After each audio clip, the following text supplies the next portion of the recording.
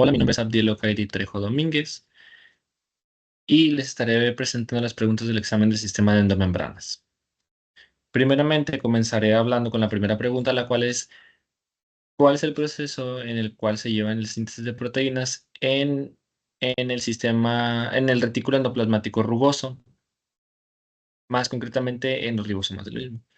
El proceso de síntesis de las proteínas en el retículo endoplasmático rugoso consiste, independientemente de cuál sea el destino de la proteína, comienza principalmente en el citosol, en la cual se comienza con la unión del ARN localizados en el citosol, utilizando una primera subunidad pequeña del ribosoma y posteriormente la grande para comenzar su traducción, que es lo que podemos ver aquí en este momento de acá.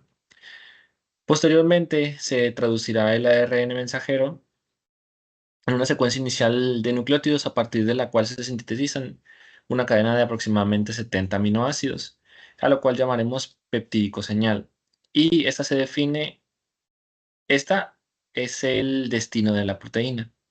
Posteriormente, el peptido señal es reconocido por la proteína que se le conoce como señal SRP, que es lo que tenemos aquí en este momento, en cafecito, y se define eh, bueno, formada por 6 cadenas de polipeptídicas diferentes al RNA y este es soluble en el citosol. La unión peptídica de estas mismas se tiene temporalmente por la síntesis proteica. Posteriormente, el complejo formado por ribosomas, ARN mensajero, el peptídico señal y el SRP se difunden en el citosol hasta encontrar lo que es un receptor de SRP, el cual es llamado proteína de docking. Después se unirá a este receptor en el retículo endoplasmático rugoso por la rinforina y el SRP y se van a liberar, como podemos ver en esta parte de acá. Y una vez que tenemos esto, se sintetizará la proteína porque se empezará a producir. Ahora les voy a hablar acerca de la glicosidación de proteínas en el retículo endoplasmático rugoso. Primeramente, tenemos que las proteínas sintetizadas en los ribosomas del retículo endoplasmático sufren una glicosidación ya que se añaden unidades de los oligosacáridos a los residuos del ASN de las cadenas polipeptídicas en el crecimiento. Primeramente, el oligosacárido se transfiere desde un transportador lipídico de diolicol a las cadenas polipeptídicas mientras estas están siendo traslocadas a través de la membrana del retículo endoplasmático. Posteriormente, se van a eliminar 3 residuos de la glucosa mediante 2 enzimas distintas y se eliminará la manosa. Posteriormente, procederé a explicar cómo es que se forman las vesículas del retículo endoplasmático para el aparato de Golgi, hacia más concretamente su complejo cis. Primeramente, las vesículas y los procesos tubulares se forman por sales desde las regiones especializadas del retículo endoplasmático. Estas son denominadas por los dominios de exportación reticular, las cuales primeramente empiezan formando lo que son unas pequeñas, podríamos llamarlo voltias o pilotitas, las cuales son una acumulación de proteínas copy, las cuales tienen como fin producir la gemación en el retículo endoplasmático rugoso y estas van a dar lugar a la formación de vesículas, ya que estas van a formar como una capa que las hará formarse.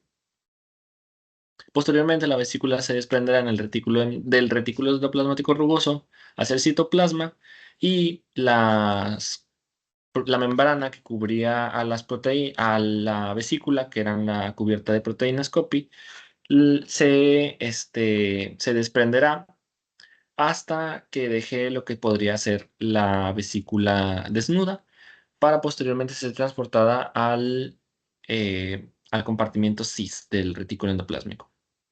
Perdón, de la parte de Golgi.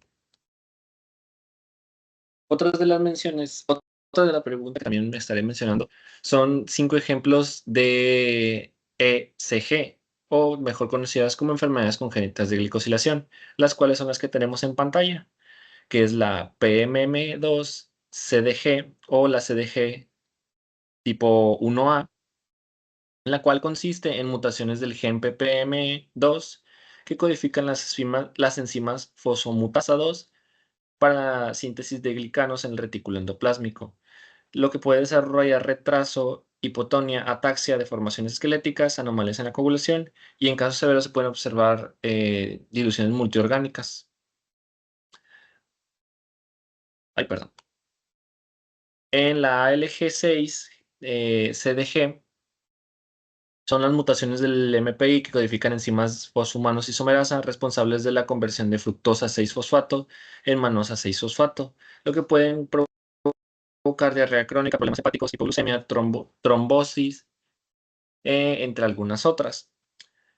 La ALG6 o la 1C puede causar mutaciones en el gen ALG, lo que codifica la glucosa necesaria para la adición de glucosa glicanos en síntesis de proteínas, lo que ocasiona retrasos en el desarrollo, problemas nutriológicos, como pueden ser convulsiones y ataxias, entre otras. La ALG1-CDG o la tipo IK1K causa mutaciones en el gen ALG1, involucrando en la síntesis de la cadena de glicanos en el retículo endoplásmico, lo que provoca epilepsias, retraso severo en el desarrollo y retraso en el crecimiento. Posteriormente, en la LC35C1-CDG, o también llamado síndrome del equipo Addison, causa mutaciones en el gen SLR35C1 que codifican el transporte de GDP fructosa, esencial para la fucosilación de proteínas. Y lo podemos observar en las infecciones recurrentes, discapacidades intelectuales, retraso en el crecimiento y anomalías faciales.